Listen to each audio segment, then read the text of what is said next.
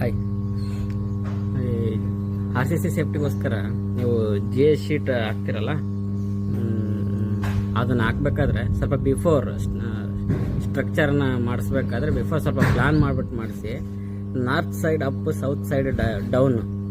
ನಮ್ಮ ಕರ್ನಾಟಕ ಪ್ಲೇಸಲ್ಲಿ ನಾವು 13 to 14 ಡಿಗ್ರಿ ಟಿಲ್ಟ್ ಮಾಡಬೇಕು. ನಾರ್ತ್ ಸೌತ್ ಫೇಸಿಂಗ್ ಮಾಡಬೇಕು.